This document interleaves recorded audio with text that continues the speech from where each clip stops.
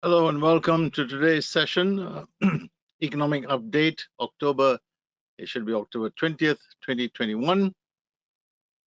And basically what we want to talk about is some of the things that are happening in the market. I thought you might want to hear our thoughts on those things. Anyway, here's the disclaimer. Suggested entry and exit points only suggestions based on available information, and these suggestions are both time sensitive and for educational purposes only. All right, let's look at some of the interesting concepts that you probably heard over the news and various internet discussion boards and so on and so forth. They talk about supply chain challenges, pent-up demand, inflation, government blunders, that one I introduced, COVID-19, travel passport, and so on and so forth. We're going to look at some of these concepts and see how they impact the economy. And as the economy expands or declines, we have to look at the impact on the TSX. Let's look at first and foremost about the COVID lockdown, which has now been somewhat eased in certain places. Plus, and the plus sign there, with the economy starting to be opened, we now have people who have pent-up demand. I mean, they have not been out to restaurants for a long time. They have not been out to watch games in the stadiums and so on. And therefore, they have disposable income. How come they had the disposable income? They haven't spent it on a lot of things. A lot of places were closed. As you go down the chain, you see factories were closed. And then we talk about some government blunders. We'll come back to that later.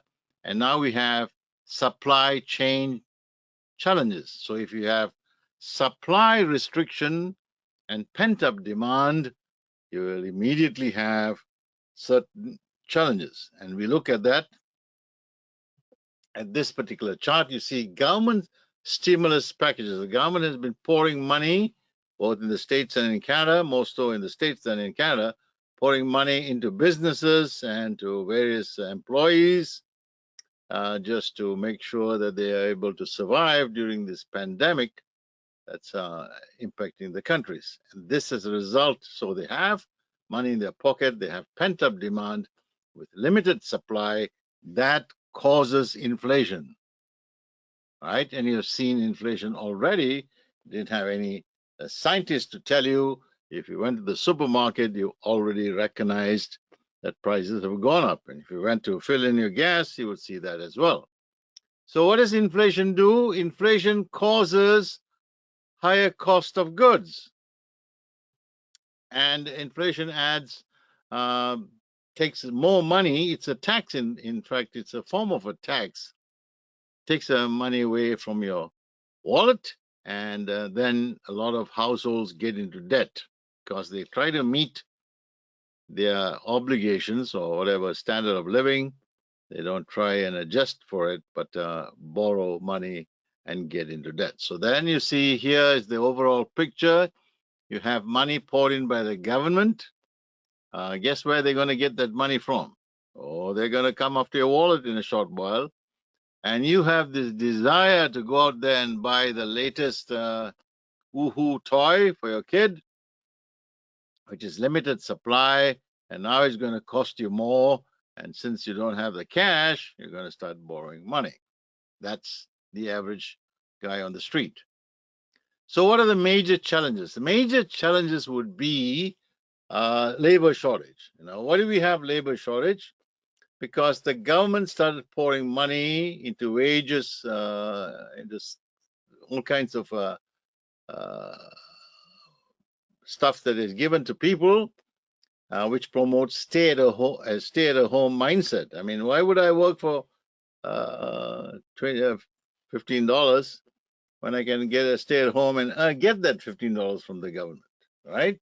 So that is the major problem or concern that they have.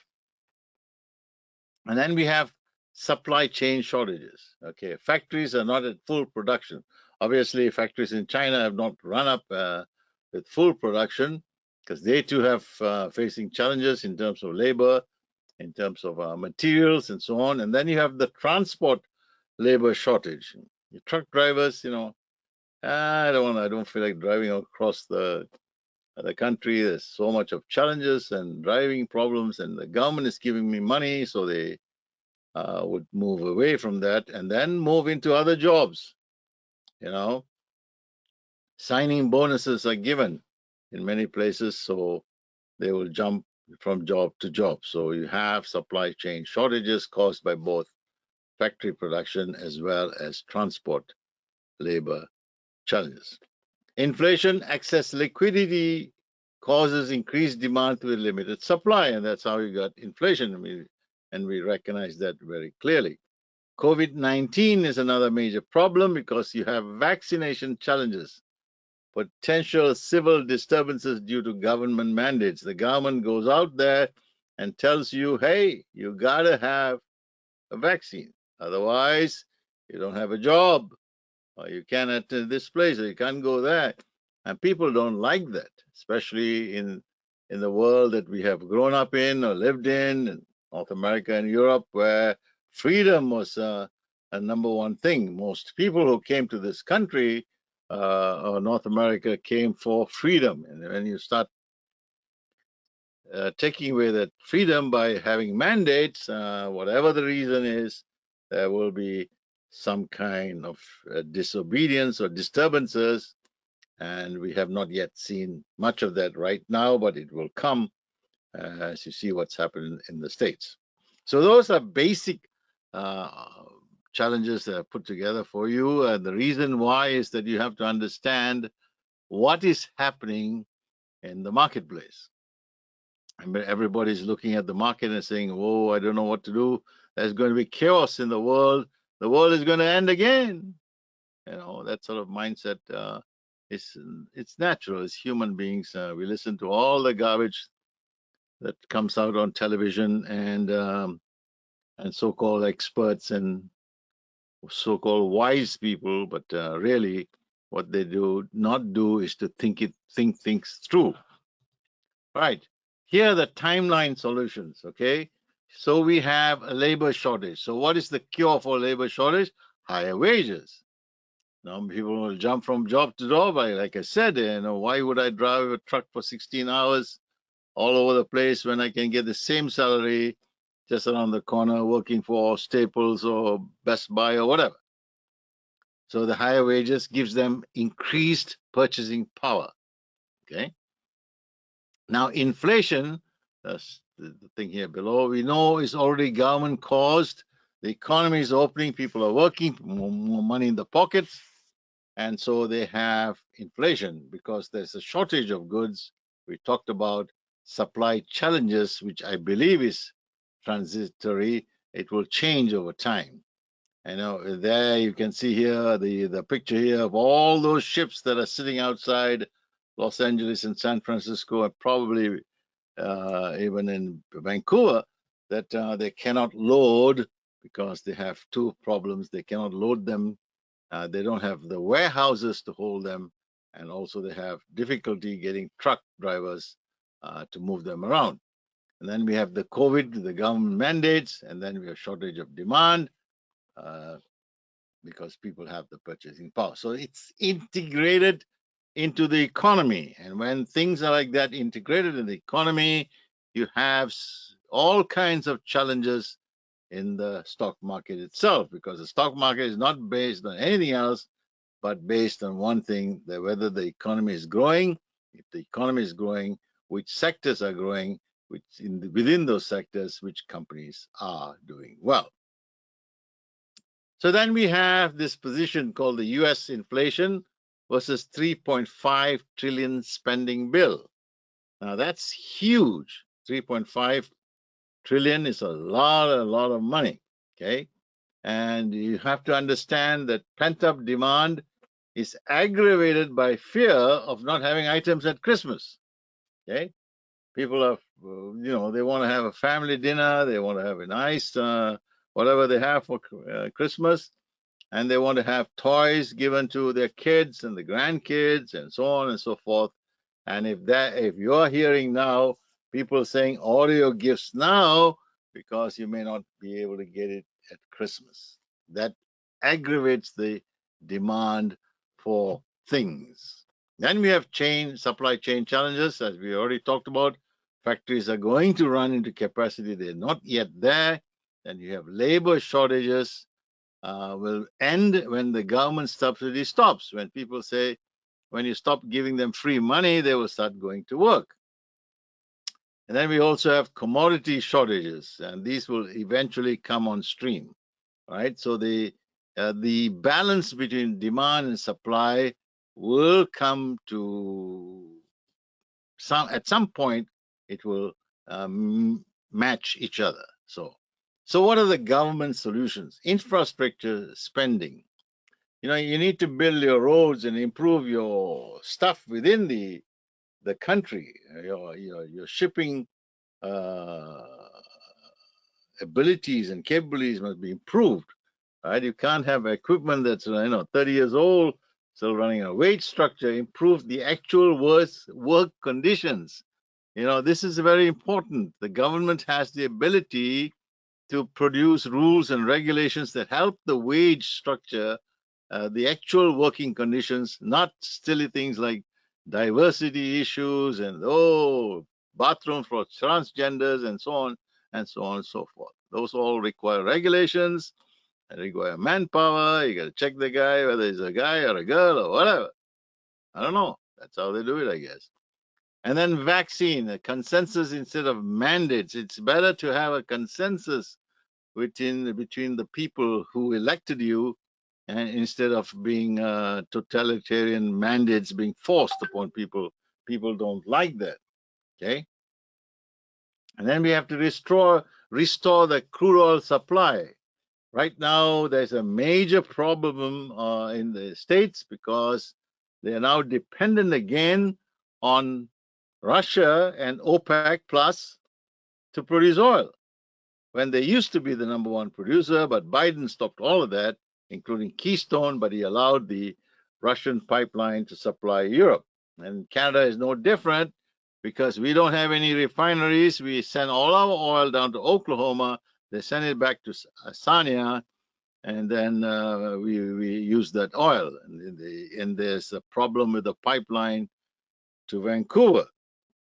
So until they can solve that problem, Canada is still going to be the guy who just takes pennies and crumbs under the table. Now, climate change. The government really has to reduce expenditure on the new Green Deal. It cannot have a massive uh, money being poured into, alternative energies and save the planet kind of things, because China, India, and Russia, and Middle East, and Africa, they're all going to blow coal. They're going to, we're not going to, there's no way we're going to achieve climate change. So the investment should be in natural gas and nuclear as clean sources.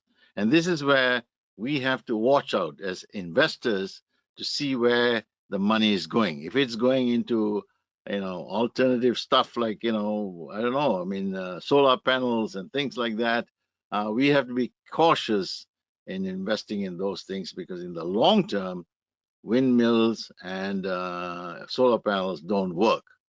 The Federal Reserve has to reduce stimulus. Okay, this is the stimulus package that I think there's 100 billion or whatever every month they're pouring into the economy.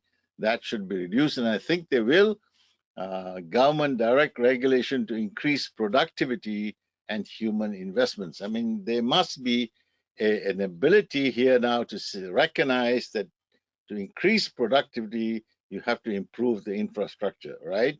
You cannot have roads that are crumbling and airports that are not functioning, and those type of things, as well as human investments. There must be a pouring into the education system in some form or the other to compete on the global market. You need to have outstanding education system. The financial risk, you got to manage, the government has to manage inflation. If they don't, it will catch up with them and become a major challenge for managing financial risk. Now, increased labor, we have to increase the labor shortage. Some of that is self-created. You know, a lot more and more people as they retire, you need to replace them and increase, because you need to increase production, things like that. Those are the government solutions that we think about. Now, we as investors have to watch all of these things. Is the government doing these things, or are they investing in whatever? I don't know, all kinds of stuff. So we have to be careful and where we put our money. All right, here are the things. Here's our assessment. As TRAIN2INVEST, as we sat down together and we brainstormed, we said things will get worse before they get better. The shortage of goods will continue to the first quarter 2022. You cannot physically try to increase your production in your factories. Neither can you train people to drive trucks and get, even if you pay more money, you got to train them. And those things, you know, it takes about 8 days to unload a container cargo ship before it can move out and another cargo ship comes on. So it's a long time. 8 days is and then you have to find places. One of the other problems they face is warehouse. Where do you put all these containers? Okay, you need to find a warehouse, and you need to build warehouses and things like that. And then also to increase the number of trucks and those sort of things. So we suspect shortage of goods will continue the first quarter, if not even the second quarter. Cost of goods will continue to rise. I mean, as long as people want stuff, they're going to, and there's limited supply, it is going to be, you know, the guy is going to make as much money as he can. So until supply equals demand, we cannot tell you when this is going to be. Our guesstimate would be second quarter 2022. Inflation will run between 4 to 5% until the third quarter. Now, here's a question. The BOC, Bank of Canada, is targeting 1 to 3%. Now, here I put a little note here. Canada's inflation rate hits 4.4% in September. Excuse me. Consumer price index was 4.1% in August. This is the 6th consecutive month. All right, fine. We understand that. But is this correct? You're comparing September 2021 to September 2022 when everything else was locked down. So obviously, from that point, it'll be 4.4%. But the real inflation is about 2.4, 2.5%. That's what it is right now. These figures, even though they say it comes from Stats Canada, it doesn't mean Stats Canada is right, okay? So you have to keep that in mind. We're talking about an overall inflation. Obviously, some inflation has come into the marketplace simply because of shortage of goods and pent-up demand. We understand that, but that will shake off. That's why they say it's only transitionary in terms of inflation. So, and if the government overreacts, and we'll deal with this in the government blunders. If they overreact and say, okay, 4.4% is too high, we're going to reduce it, and whatever, then they slow down the economy, and then it becomes worse than ever. Now, interest rates will rise sometime in 2022. We expect that. That is understandable. I mean, you know, you can't have a housing going amok, all right? You're finding housing prices. I mean, in north end Winnipeg, it's like a garage. I mean, it's 250,000. Come on, it doesn't work that way. And Ontario and Toronto and Vancouver, the housing prices are just ridiculous, where young people can't afford to buy a home. So that needs to be dealt with. The government has to work on that. The plan must be there.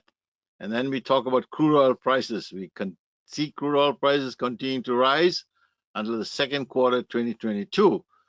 This is the reason is that Biden basically shut down Keystone Pipeline and shut down everything that the US was producing, and we are now stuck with being dependent on Moscow, Russia, and the Middle East and Iran. Now, supply chain formula, one of the biggest, I think, chicanery stuff that was done when industrial complex and the government got together. They said, okay, how do we make money?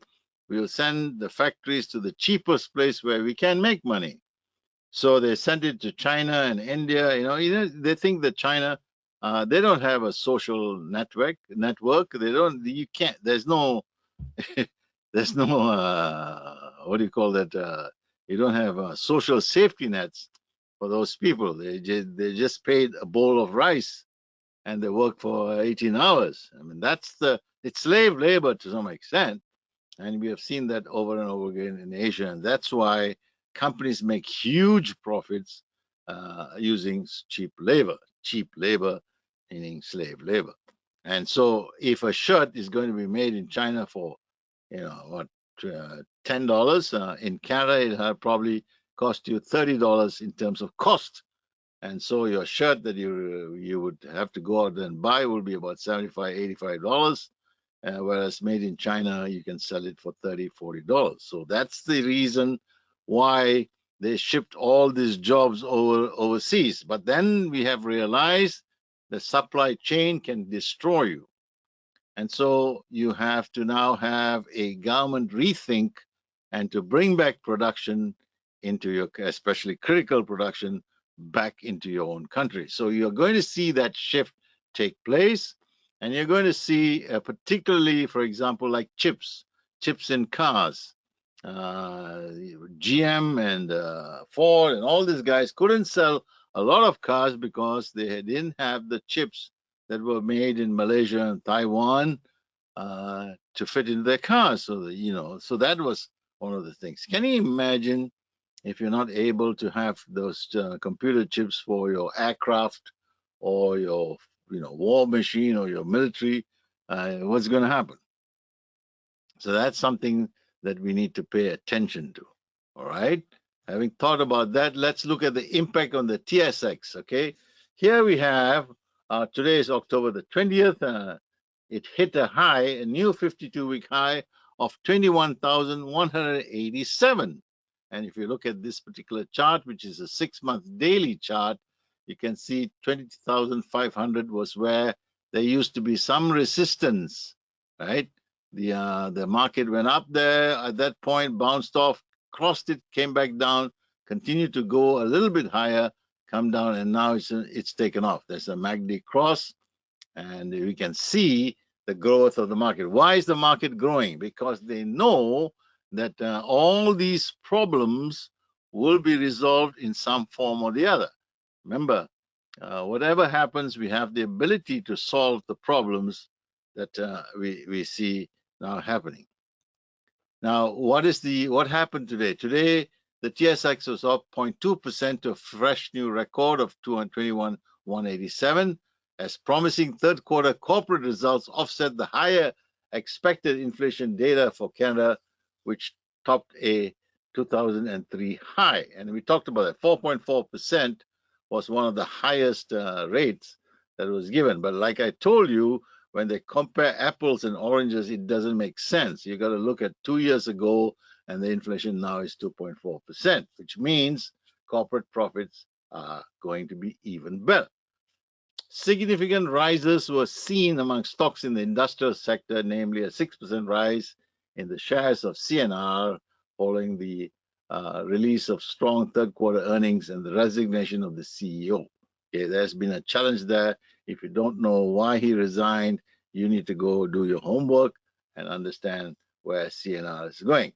At the same time, tech stocks outperformed the American counterparts to rise by 0.8%. Higher gains were offset by a 1.3% drop in healthcare and energy stocks falling 0.8% due to lower oil prices. Now, when we talk about lower oil prices, that's somewhat not quite there. We'll talk about that in a minute. Despite higher gold and silver, the mining sector did not see much change. Okay, we'll deal with those things one by one. The Canadian dollar was 0.81 cents, right? Now that it's starting to improve, although you see here it used to be a little bit higher than that, 0.83, but it's come down. And you can see the histogram bars shaking. And why is that important? Because gold is just a currency as well, right? Remember, gold is also a currency, although people don't talk about it. On June the 1st, it hit a year to date of 1,978, right? 1,978 is sitting now at 1,785. Why is it doing that? Right? There's a resistance here at 1,750 and it's bouncing to 1,800. It's watching, basically, gold is watching what's going to happen to the economy, right? Now, there are many things that can happen to the economy. There can be wars. Wars? Yes, there can be wars. Look at what's happening in Taiwan. What is China doing to Taiwan? Right, sending ships and aircrafts. And why is China doing that? Because its own economy is going through a turmoil. Okay, remember supply chains, and then you have it not really rocking yet, so there's problems. So to divert itself, it will look towards Taiwan, making the people excited. Now you got to go back to Russia and look at what Russia did. Russia had the Sochi Games, and so it had to be quiet. It had to wait. It had to wait until the games were over and everybody's eyes were taken away from it, and that's when it invaded Crimea. All right, so we're looking at China and we're saying, okay, there's an Winter Olympic Games. Maybe at that point in time, China might decide to take over Taiwan. You never know. Why? Because they're not afraid of Biden. Okay, they're certainly not worried about Trudeau, but they're not afraid of Biden. Okay, so that's why the gold position is where it is. Now, when we look at gold and its gold stocks, and you see the three stocks that we talk about, normally all are below the gold price. They used to be above, but they have come down below. And there's a reason for that, because people prefer physical gold in terms of tensions than stocks of gold shares. But that's neither here nor there. Eventually, gold shares will catch up with gold price itself. Now, let's look at FNV. This is the year to date. That means from January to October 20th. On August the 4th, it hit around there, $205. It's a 52-week high, right? Now, if you had bought the stock at 180 or even below here at 140 and you held it, you would have done pretty well. But if you bought it at let's say 197, 198, knowing and watching the MACD or the RSI or whatever, you would have said, no, that's not a good time to buy. Now it's come down all the way from 205 to 160. Now it's bouncing back, and this is going to take some time. There's a cross here, and the histogram bars are moving up. What does this mean? This means FNV is following gold, and they are watching and waiting for things to happen in the economy one way or the other. So if you're holding this stock, you just have to be patient and wait your time. Excuse me. Crude oil. On October the 20th, it hit 84.25. That's a huge price. Come down at the close to 83.80, but still at 83, let's say your cost of production is 40, you're making $40 a barrel. That's really good for those oil companies, and you will see oil prices starting to move. And will the U.S. open its oil reserves? Under Biden, highly unlikely, at least in the next 12 months. We don't see that. So we see oil price sitting at 85, even possible 90, even 100 down the road. But the question remains, where would the oil stocks go? Okay, very important. That's what we are interested about. We're not interested in the price of oil because we don't buy oil itself per se, but we buy the stocks. So I've included CVE here, Enbridge, Suncor, and IMO. And you can see all of them. Enbridge is still trailing oil prices. Suncor is still below, but IMO and CVE have gone above oil prices. And we see, and there's a reason for that. The reason being is money is shifting to IMO and CVE, as they are big companies. So is Suncor and so is Enbridge. So you will see a shift in pattern as they did here around here and here as it moves along the same direction. Now, natural gas hit on 52-week high, $6.47. It came down now at the end of the close of business day on October the 20th to $5.02, right? So it was there high there. Why was it so high there? Because there is again a need. There is a need around the world to look for clean energy. And of course, solar doesn't work fully, neither is the windmill. So natural gas is a very good alternative. Of course, nuclear is even better, but they don't like nuclear too much. So the reason why it has come down here on this market here is not because there is demand, there's a lack of demand. No, what is happening is you still have an autumn feel across Canada, right? Winter hasn't come back yet with a vengeance yet, and so gas prices are not as bouncy as they want to be. But we expect gas prices to start moving in the right direction. We've included this company, Turmeric Oil Corporation, and the reason why it is the largest oil natural gas producer in Canada, and we just wanted to show you how it's been tracking with natural gas prices. So it's something that you want to have a look at it, do your own research on this company if you want to trade it. But even if you don't want to trade it, you have to keep an eye on natural gas and see how that's been performing. If gas prices start going out of whack, meaning that they become very, very expensive, heating oil becomes very expensive, then you have that wallet size we told you about shrinking and possible challenges with employment and so on and so forth. So this is what you're looking at in terms of oil, natural gas. Now, TD Bank has put some highlights together. Nah, it's just vague stuff. It's not, it says that it's not hard, it's not to be, it's hard not to be upbeat on the Canadian economy. The string of data releases has been encouraging, pointing to a solid bounce back in the economic activity in the third quarter. And this is what we've already been telling you. We already told you about the banks. We said the banks are going to do extremely well because they're paying you 0.5% and on the fixed deposit and charging you 8 to 10% on the mortgages. So the second point here, this advance would not have been possible without most provinces achieving some successes in stemming the spread of the Delta variant. Right? That's one of the problems. One of the problems is when you start having this Delta variant coming into causing turmoil in the provinces, then they have to shut it down. Okay.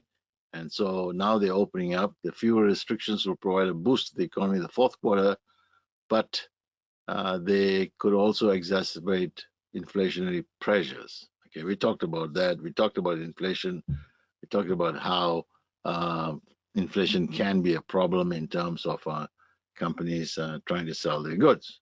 But it's a very good point that the COVID problem still hasn't gone away. It's still around. So when we look at our forecast, and when we're looking at the forecast, we're looking at between Christmas and second quarter, that's first 6 months of first half of 2020. Sorry, it should be 2022. Okay, I apologize for that. COVID cases, potential decline due to the increased vaccination. We see that happening. Supply chain problems would resolve itself as jobs increase and factories return to capacity. Inflation decreases as small interest rate increase and reduced pent-up demand comes into play. And then you have the US and other government stimulus packages. Hopefully they will fund things that will have GDP growth. Crude oil and natural gas demand increases with production, with OPEC plus leading the charge. Christmas rally will probably continue to the first quarter 2022. Climate change costs probably reduce as debt ceilings rise due to COVID. Remember, every country around the world has been paying a lot of money for the vaccines and for the rollout of the vaccines, for the storage and for the distribution and so on. So where did they get the money? They borrowed the money, and now they will come to face the repayment schedule, right? You got to pay your debt. So that will stop them from hopefully, curb them from blowing money on climate change costs. We'll have to wait and see. So looking at some of the potential challenges, of course, there's only two I can think of. Maybe you can think of some more. Increase as new variants appear and current vaccination not effective. So that's one of the major concerns will be when the economy was forced to shut down because of new variants and existing vaccinations not being effective. That will be a knife in the heart for the economy if that happens. Now, government blunders. Let me talk about government blunders.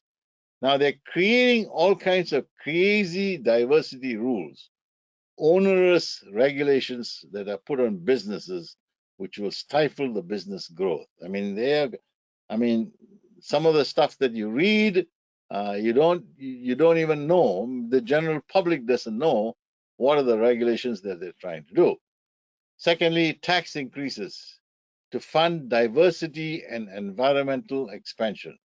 So these tax increases that they intend to hit you on, they will say anybody earning 100,000 or 200,000, they don't anybody earning below that will not be taxed, but that's not true. It always comes down to the individual. Okay, so tax increases are going to happen. Continue to work to introduce stimulus packages for employees. If the government continues to pour money to keep employees or those without jobs, through child tax benefits or to even disability pays or employment insurance, whatever they create, this will be a disincentive to work. That's one of the biggest blunders that caused some of the supply chain problems. Excessive climate change rules and regulations may even result in the closing of certain industries. For example, pipelines. Oil pipelines may be impacted drastically if you have these kind of excessive rules and challenges. And finally, of course, natives continuing to challenge over land. When you have the native problem, of course, they have suffered a great deal in the sense that their children were taken away to residential schools, and many of them died without having returned. That needs to be dealt with. But obviously, they will use that as a leverage to create all kinds of other challenges. So that's primarily, that's primarily what we wanted to talk about. So in the end, let's come to this conclusion. You are going to see a really good run in the TSX market. There are certain stocks that are going to do extremely well. Hopefully, in the next few weeks, we can fine-tune those names of those companies that we see will do well, and then you will also catch on the Christmas rally, which will begin around it begins around Halloween and goes on through U.S. Thanksgiving into Christmas into early January, and then there may be a little pullback, but overall there will be a growth in the first and second quarter as well. That's our forecast. Are we 100% accurate? No, but are we pretty close? Yeah, I think we are. I think we were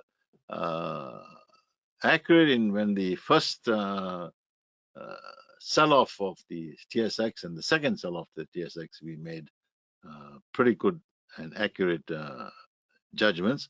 So we expect this to be true too. So we will fine tune this information over the real-time market analysis on every Sunday night. We will do that. We'll also work with the information that we distribute quite regularly. So thank you very much for listening. We'll talk to you. If you have any questions or comments, send an email to admin@train2invest, and we'll take care of it. Thank you.